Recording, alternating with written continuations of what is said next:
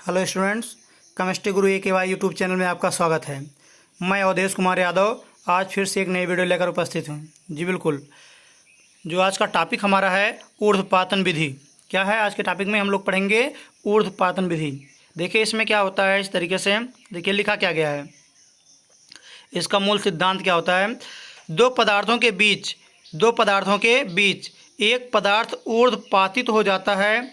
एक पदार्थ ऊर्ध्वपातित हो जाता है, देखिए ब्रैकेट में लिखा गया है, सीधे ठोस से गैस में परिवर्तित हो जाना, जबकि दूसरा पदार्थ ठीक ना ऐसे ही रहता है। मतलब क्या है, जब दो पदार्थ को एक में मिक्स कर दिया जाए और एक पदार्थ क्या है ऊर्ध्वपातित हो जाता, मतलब उड़ जाता हो, लेकिन दूसरा पदार्थ किस तरीके से क्या है वाष्पित ना होता हो, तो ऐसी जो क्रिया है इसको हम लोग बोलते हैं क्या, ऊर्ध्वपातन। क्या बोलते हैं, ऊर्ध्वपातन। देखिए चित्र के माध्यम से आप लोग को दिख रहा होगा क्या, नीचे बर्नर लगा हुआ है, इस तरीके से ट्राइपॉड स्टैंड है, देख रहे हैं ना, यहाँ पर ये बर्नर है, ट्राइपॉड स्टैंड है, यहाँ पर एक क्या है इस तरीके से चाइना डिस्क रखी हुई है, और इस चाइना डिस्क में क्या है अमोनियम क्लोराइड का साल्ट रखा हुआ है। और हम लोग क्या करते हैं, बर्नर की सहायता इसको क्या करते हैं, गर्म करते हैं, बर्नर की सहायता से गर्म करते हैं। तो ये क्या होता है, जो अमोनिया ठीक ना, जो अमोनियम क्लोराइड है ये इस तरीके से क्या है गैसियस फॉर्म में क्या होता है, ऊपर जो है कीप से ऊपर निकल जाती है। यहाँ पर क्या है लगा हुआ काटन, क्या लगा हुआ है, काटन का प्लग, ताकि जो नमी हो, नमी इसमें क्या हो अवशोषित हो जाए काटन में। लेकिन ऐसे क्या है गर्म करने के बाद कोई भी नमी क्या होती है यहाँ पर दिखती नहीं है। समझ रहे हैं ना, कोई भी नमी दिखती नहीं है। इस तरीके से उपकरण को हम लोग व्यवस्थित करके ऊर्ध्वपातन क्रिया कराते हैं। जी बिल्कुल, आगे देखिए आप लोग, देखिए उदाहरण दिया गया है इस तरीके से। उदाहरण में लिखा गया है अमोनियम क्लोराइड, क्या लिखा गया है, अमोनियम क्लोराइड तथा खाने का नमक के मिश्रण को आसानी से अलग किया जा सकता है। मिश्रण को गर्म करने पर अमोनियम क्लोराइड सीधे ठोस से गैस में ठीक ना, सीधे ठोस से गैस बन जाता है, जबकि नमक शेष रह जाता है, जबकि नमक शेष रह जाता है। अनुप्रयोग देखिए क्या लिखा गया है, इसका प्रयोग कहाँ किया जाता है, किसका, अर्थात कहने का मतलब जो है ठीक ना ऊर्ध्वपातन का। देखिए इसका प्रयोग क्या है, एप्लीकेशन देखिए, कपूर ठीक ना, कपूर, नेफ्थलीन की गोलियां एंथ्रासीन अमोनियम क्लोराइड में ऊर्ध्वपातन द्वारा अलग हो जाते हैं। मतलब कहीं क्या है आपको कपूर मिले या नेफ्थलीन की गोलियां हो या इस तरीके से क्या एंथ्रासीन या अमोनियम क्लोराइड, इस प्रकार के पदार्थ यदि किसी क्या है ठोस में मिले हों तो उनको हम लोग क्या है सिर्फ गर्म कर देंगे तो क्या हो जाएगा, सीधा सीधा गैस में परिवर्तित हो जाएंगे। जी बिल्कुल, अगला हमारा टॉपिक है इस तरीके से क्या है, क्रोमेटोग्राफी। कौन सा टॉपिक है, क्रोमेटोग्राफी। देखिए इसमें क्या लिखा गया है, इसमें लिखा गया है, इसका सिद्धांत क्या है, मूल सिद्धांत लिखा गया, किसी मिश्रण में रंगीन यौगिक रंजित कणों को पृथक कर सकते हैं। ठीक ना, किसी मिश्रण में रंगीन यौगिक रंजित कणों को पृथक कर सकते हैं किसी सोखने वाले फिल्टर पेपर की सहायता से, किसी सोखने वाले फिल्टर पेपर की सहायता से, जब पानी, मतलब देखिए ब्रैकेट में लिखा गया क्या, या किसी भी विलयन ठीक ना, जब पानी के कण ऊपर की ओर ठीक ना, ऊपर की ओर दो अलग अलग रंग के साथ जाते हैं तो क्रोमेटोग्राफी पेपर द्वारा दोनों पृथक हो जाते हैं, क्योंकि दोनों रंग अलग अलग गति से ठीक ना, अलग अलग गति से सोख लिए जाते हैं। फिर से देखिए क्या लिखा गया, क्रोमेटोग्राफी सिद्धांत लिखा गया है, किसी मिश्रण में रंगीन यौगिक, कौन सा, रंगीन यौगिक रंजित कणों को पृथक कर सकते हैं। ठीक ना, जो रंगे हुए ठीक ना कलरफुल कण होते हैं उसको क्या कर सकते हैं, अलग कर सकते हैं। ठीक ना, रंगीन यौगिक क्या कर सकते हैं, ठीक ना, रंजित कणों को पृथक कर सकते हैं किसी सोखने वाले फिल्टर पेपर की सहायता से, जब पानी के कण ऊपर की ओर दो अलग अलग रंग के साथ जाते हैं, कैसे, दो अलग अलग रंग के साथ जाते हैं तो क्रोमेटोग्राफी पेपर द्वारा दोनों पृथक हो जाते हैं। क्रोमेटोग्राफी पेपर द्वारा दोनों पृथक हो जाते हैं क्योंकि दोनों रंग अलग अलग गति से ठीक ना, अलग अलग गति से सोख लिए जाते हैं। देखिए आप लोग को ठीक ना नीचे उपकरण दिख रहा होगा, देखिए एक इस तरीके से क्या है, एक कागज़ की पट्टी है, क्या है, कागज़ की पट्टी, और उसके बाद क्या है, यहाँ पर हम लोग क्या है पेंसिल से, ठीक ना, लाइन ड्रा किए हैं। यहाँ से एक लाइन ड्रा की गई है पेंसिल से, ठीक ना। और इस तरीके से क्या है हम लोग बनाए हुए क्या, स्याही का निशान, इस तरीके से देखिए। और इसको हम लोग क्या है एक उपकरण में, ठीक ना, क्या है फिगर बी के माध्यम से देखिए इसको एक उपकरण में व्यवस्थित कर देते हैं। यहाँ पर क्या है, कांच की छड़ है, कांच की छड़ है, पेपर स्लिप है, जार है। उसके बाद इस तरीके से क्या है, ठीक ना, स्ट्रिप ऑफ फिल्टर पेपर, इस तरीके से फिल्टर पेपर क्या है इसके अंदर इस तरीके से क्या है व्यवस्थित कर देते हैं। और उसके बाद क्या हुआ, स्याही का निशान यहाँ पर है, और यहाँ पर क्या है जल इसमें भर देते हैं। तो क्या होता है इस तरीके से जो फिल्टर पेपर है हमारा, ठीक ना, जो कांच की पट्टी है, कागज़ की पट्टी जो है, ये क्या करती है, कलर को जो है देखिए, जो नीचे ज़्यादा क्या डार्क हो जाएगा और ऊपर क्या है कम डार्क है। तो इस तरीके से क्या है कि इसी के अकॉर्डिंग क्या करती है, अपने अंदर कलर को ऑब्जर्व कर लेती है। समझ रहे हैं ना। इस तरीके से क्या है क्रोमेटोग्राफी का मतलब क्या हुआ, यदि क्या है कहीं पर इस तरीके से, ठीक ना, किसी कण द्वारा क्या किया गया हो, विलयन बनाया गया हो, किसी कण द्वारा क्या है विलयन बनाया, या रंगीन यौगिक में क्या है उसके क्या है कण उपस्थित हों, तो उनको हम लोग क्या कर सकते हैं, ठीक ना, किसी सोखने वाले फिल्टर पेपर की सहायता से पता लगा सकते हैं कि किधर क्या है कण की वैल्यू अधिक है, किधर कण की मात्रा अधिक है, किधर कण की मात्रा कम है। जैसे देखिए यहाँ पर क्या है, ये इस तरीके से ब्लू कलर का कण क्या है, नीचे क्या है डार्क कलर है, ठीक ना, ऊपर क्या है बहुत हल्का कलर है। समझ रहे हैं ना। तो इस तरीके से क्या है यहाँ पर इस तरीके से इस कागज़ की पट्टी के द्वारा हम लोग देख सकते हैं कि क्या है क्रोमेटोग्राफी का सिस्टम, ठीक ना। देखिए यहाँ पर नीचे लिखा गया, काली स्याही में उपस्थित रंजकों को क्रोमेटोग्राफी द्वारा पृथक करना। मतलब इस तरीके से क्या है, ये पेपर जो होता है सोखने वाला, कौन सा, कागज़ की पट्टी, ये क्या करता है जो काली स्याही में उपस्थित कण है इनको क्या करता है अपने अंदर ऑब्जर्व कर लेता है, ग्रहण कर लेता है। जी बिल्कुल। देखिए इसका प्रयोग कहाँ पर किया जाता है, ठीक ना, क्या लिखा गया, अनुप्रयोग। किसका अनुप्रयोग, क्रोमेटोग्राफी का। देखिए पहला अनुप्रयोग है रंग, रंग या डाई को पृथक करने के लिए।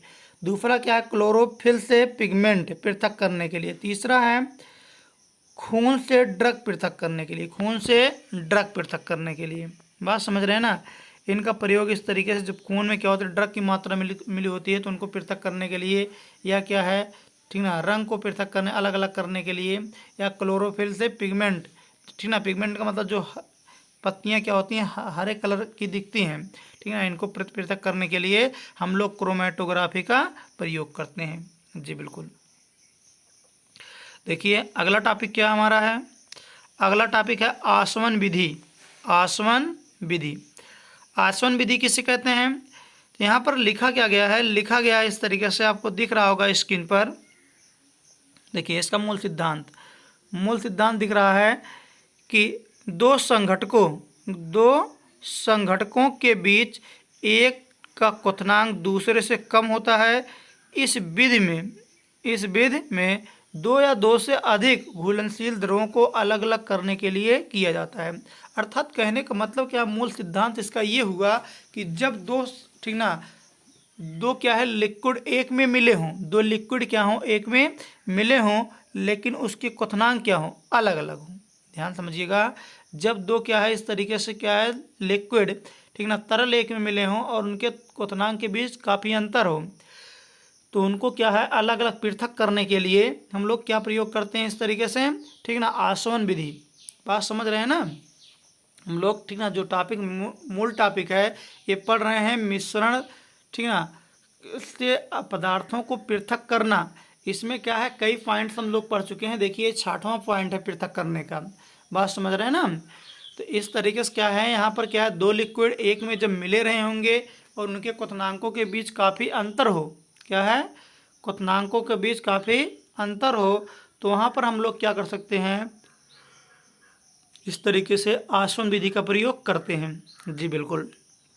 देखिए उदाहरण में क्या दिया गया है, उदाहरण में दिया गया है जब पानी और एसीटोन के मिश्रण को गर्म किया जाता है, पानी और एसीटोन के मिश्रण को गर्म किया जाता है क्योंकि एसीटोन का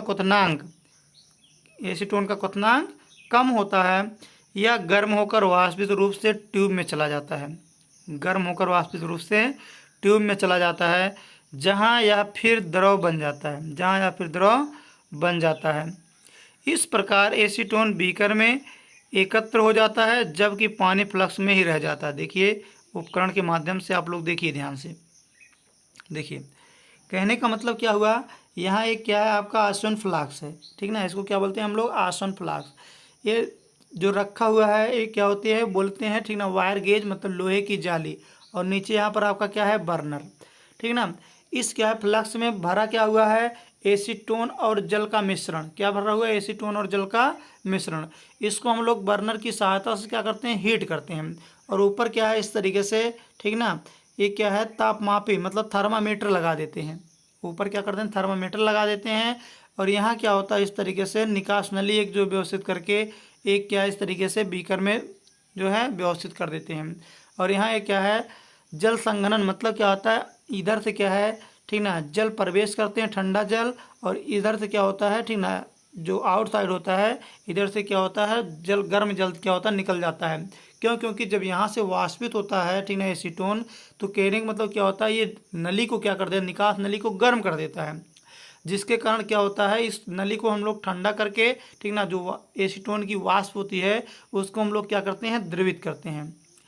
समझ रहे हैं ना जी, बिल्कुल इस तरीके से देखिए हम लोग, ठीक ना, इसका प्रयोग कहाँ करते हैं, आसवन विधि। दो घुलनशील द्रव्यों की आसवन विधि मतलब क्या होता है, जब दो पदार्थ एक में घुले हों तो उनको क्या है पृथक करने के लिए हम लोग आसवन विधि का प्रयोग करते हैं। चलिए ठीक, इसके बाद हम लोग का अगला टॉपिक है क्या, क्रिस्टलीकरण। क्या है, क्रिस्टलीकरण। इसमें क्या है, इसका सिद्धांत क्या है, इसमें लिखा गया है कि किसी मिश्रण से अशुद्धियों को दूर करने के लिए पहले किसी उपयुक्त विलयन में घोलना और क्रिस्टलीकरण द्वारा एक संघटक को पृथक करना। मतलब क्या कहा गया, कहा यह गया किसी मिश्रण से अशुद्धि को दूर करने के लिए, किसी मिश्रण से अशुद्धि को दूर करने के लिए पहले क्या करते हैं हम लोग, पहले किसी उपयुक्त विलयन में घोलते हैं, और क्या है क्रिस्टलीकरण द्वारा एक संगठन को क्या करते हैं, पृथक कर देते हैं। मतलब कोई मिश्रण हो उसमें अशुद्धि मिली हो तो उसको हम लोग क्या करेंगे, पहले घोलेंगे, उसके बाद उसमें क्या है एक पार्ट को क्या करेंगे, अलग कर देते हैं। देखिए जैसे उदाहरण में दिया गया है, कॉपर सल्फेट के क्रिस्टल को अशुद्ध, ठीक ना, पहले सल्फ्यूरिक अम्ल में घोलते हैं। किस में घोलते हैं, सल्फ्यूरिक अम्ल में घोलते हैं, जी बिल्कुल, ठीक ना, पहले हम लोग सल्फ्यूरिक अम्ल में घोलते हैं और फिर गर्म करके विलयन को पृथक किया जाता है। जो विलयन बना था उसे पूरी रात रख कर छोड़ दिया जाता है। अतः केवल शुद्ध कॉपर सल्फेट के क्रिस्टल बनते हैं, जबकि अशुद्धियाँ सल्फ्यूरिक अम्ल में ही रह जाती हैं। इस विलयन को फिल्टर पेपर की सहायता से छान लिया जाता है और शुद्ध क्रिस्टल प्राप्त कर लिया जाता है। फिर से देखिए हमने क्या कहा, इसमें उदाहरण में देखिए हमारे पास क्या हो, कॉपर सल्फेट, फार्मूला क्या होता है, CuSO4, क्या होता है, CuSO4, ठीक ना, कॉपर सल्फेट। यदि क्या है इसमें अशुद्धि मिली हो, क्या मिली हो बेटा, इसमें अशुद्धि मिली हो, तो हम लोग क्या करते हैं, इसको जो है पहले सल्फ्यूरिक अम्ल में घोल लेते हैं, और घोल करके फिर क्या करते हैं, ठीक ना, किसी पात्र में ऐसे रख देते हैं, पूरी रात रख देते हैं ऐसे, ठीक ना, पूरी रात रख देते हैं। तो क्या होता है, जो अशुद्धि होती है वो सल्फ्यूरिक अम्ल में घुल जाती है। अशुद्धि क्या होती है, सल्फ्यूरिक अम्ल में घुली ही रहती है, जबकि केवल क्या होता है, शुद्ध कॉपर सल्फेट क्या होता है, क्रिस्टल बनता है। शुद्ध, ठीक ना, कॉपर सल्फेट का क्या होता है, क्रिस्टल बन जाता है। इस प्रकार से क्या होता है, इस विलयन को फिल्टर पेपर की सहायता से क्या करते हैं हम लोग, छान लेते हैं और क्या करते हैं, शुद्ध क्रिस्टल को प्राप्त कर लेते हैं। इस तरीके से क्या है, यदि कहने का मतलब क्या हुआ कि कोई पदार्थ ऐसे है जो क्रिस्टलीकृत हो सकता है, ठीक ना, उसको हम लोग क्या है क्रिस्टलीकरण क्रिया द्वारा क्या कर सकते हैं, अलग कर देते हैं, जी बिल्कुल। देखिए अगला टॉपिक हमारा क्या है, भौतिक तथा रासायनिक परिवर्तन। हम लोग, ठीक ना, कैसे जानते हैं कि कहाँ पर भौतिक परिवर्तन हो रहा है, कहाँ पर क्या है रासायनिक परिवर्तन हो रहा है, जी बिल्कुल। देखिए यहाँ पर आप लोग, ठीक ना, देखिए यहाँ पर क्या है, एक सारणी बनाई गई है। एक में लिखा गया भौतिक परिवर्तन, अगले में लिखा गया क्या, रासायनिक परिवर्तन। तो इस तरीके से क्या है, भौतिक परिवर्तन ध्यान से सुनिएगा कि कोई क्रिया ऐसी होती हो, ठीक ना, कोई क्रिया ऐसी होती हो जो एक बार संपन्न होने के बाद पुनः अपनी प्रारंभिक अवस्था में यदि आ जाए तो ये हमारा कहलाता है भौतिक परिवर्तन। ये क्या कहलाता है, भौतिक परिवर्तन। लेकिन कोई ऐसी क्रिया हो जो एक बार क्या हो जाए, पुनः अपनी प्रारंभिक अवस्था में ना आए, ये क्या कहलाएगा, रासायनिक परिवर्तन। देखिए, ठीक है ना, पुनः अपनी प्रारंभिक अवस्था में ना आए, ये क्या है, रासायनिक परिवर्तन। जैसे हम लोग जानते हैं क्या, जल, ठीक ना, जल को हम लोग ठंडा कर दें तो क्या बन जाएगा, ये बर्फ बन जाएगा, ठीक है ना, ठंडा कर दें तो बर्फ बन जाएगा। और फिर क्या करेंगे, गर्म कर देंगे, फिर क्या है, जल अपनी प्रारंभिक अवस्था में चला आएगा। तो कहने का मतलब क्या है, बर्फ का पिघलना क्या है हमारा, ठीक ना, बर्फ का पिघलना भौतिक परिवर्तन है। जबकि ये लकड़ी को जला दीजिए, आप लोग लकड़ी को जला दीजिए, लकड़ी जल जाए और किसी भी कंडीशन में क्या है, फिर जो धुआं, ठीक ना, वगैरह जो बना हुआ है या राख को इकट्ठा करके कभी लकड़ी नहीं बनाया जा सकता। तो इस तरीके से जो परिवर्तन हो रहा है उसको हम लोग क्या बोलते हैं, रासायनिक परिवर्तन। समझ रहे हैं ना आप लोग। देखिए, पहला पॉइंट लिखा गया है, यह उत्क्रमणीय होता है। उत्क्रमणीय का मतलब, ठीक ना, अभिकारक से उत्पाद, उत्पाद से अभिकारक, मतलब जैसे क्या है, एक दूसरे में परिवर्तित होता है। मतलब क्या होता है, ठीक ना, दूसरे का पहले में, पहले का दूसरे में, जैसे बर्फ का पानी में, पानी का बर्फ में। अगला क्या कहा जा रहा है, यह अनुत्क्रमणीय होता है। कौन सा, रासायनिक परिवर्तन, यह अनुत्क्रमणीय होता है। अनुत्क्रमणीय का मतलब क्या हुआ, जो एक बार रिएक्शन हो जाए फिर दोबारा प्रारंभिक अवस्था में न आए, उसको हम लोग बोलते हैं अनुत्क्रमणीय। और उत्क्रमणीय, ठीक ना, उत्क्रमणीय का मतलब जो दोनों दिशाओं में हो, मतलब आगे भी जाए और पीछे भी जाए, इसको हम लोग बोलते हैं उत्क्रमणीय। समझ रहे हैं ना। अगली चीज देखिए, दूसरा पॉइंट देखिए, भौतिक परिवर्तन के दौरान कोई नया पदार्थ नहीं बनता है। मतलब भौतिक परिवर्तन जब होता है तो जो मॉलिक्यूल रहते हैं वही मॉलिक्यूल रहते हैं, ठीक ना, पदार्थ वही वो रहता है, केवल क्या होती है, उसकी अवस्था परिवर्तित होती है। जबकि जब रासायनिक परिवर्तन होता है तो नए पदार्थ क्या है, ठीक ना, बनता है या बनते हैं, ठीक ना, तब क्या होता है, नए पदार्थ बन जाते हैं जब रासायनिक परिवर्तन होता है। जैसे क्या होता है, जब इस तरीके से क्या है, लकड़ी को हम लोग जलाते हैं तो लकड़ी क्या होती है, राख में कन्वर्ट हो जाती है। समझ रहे हैं ना, कोई नया पदार्थ बन जाता है।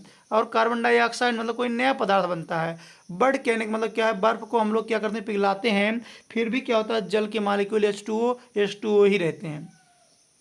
अगला पॉइंट क्या है, तीसरा पॉइंट, बहुत कम मात्रा में, क्या लिखा गया, बहुत कम मात्रा में उसमें अथवा प्रकाश ऊर्जा ली या निकाली जाती है। ठीक ना, क्या होता है, भौतिक परिवर्तन में बहुत कम मात्रा में ऊर्जा खर्च होती है, ठीक ना, बहुत कम मात्रा में ऊर्जा खर्च होती है। जबकि रासायनिक परिवर्तन में एक बड़ी मात्रा में ऊष्मीय ऊर्जा या प्रकाशीय ऊर्जा ली या निकाली जाती है। मतलब क्या होता है, जब भौतिक परिवर्तन होता है तो ऊष्मीय, ठीक ना, ऊर्जा, प्रकाश ऊर्जा बहुत कम मात्रा में खर्च होती है। जबकि जब रासायनिक परिवर्तन होता है तो उसमें अथवा प्रकाश ऊर्जा बहुत अधिक मात्रा में खर्च होती है। चौथा पॉइंट देखिए, उदाहरण के तौर पर दिया गया है, बर्फ का पिघलना क्या है, भौतिक परिवर्तन, ठीक है, लकड़ी का जलना क्या है, रासायनिक परिवर्तन, भोजन का पचना भी रासायनिक परिवर्तन, श्वसन क्रिया रासायनिक परिवर्तन। समझ रहे हैं ना, इस तरीके, लोहे में जंग लगना रासायनिक परिवर्तन, ये सब है, ठीक ना, बहुत सी क्रियाएं हैं। बात क्लियर ना। इस तरीके से आज आप लोगों ने देखा कि, ठीक ना, भौतिक परिवर्तन और रासायनिक, ठीक ना, क्या होता है भौतिक परिवर्तन और क्या होता है रासायनिक परिवर्तन, दोनों में अंतर कैसे हम लोग स्पष्ट करेंगे। जी बिल्कुल, आज की वीडियो हमारी यहीं पर कंप्लीट होती है। फिर मिलेंगे अगली नई वीडियो में, तब तक के लिए दोस्तों, जय हिंद।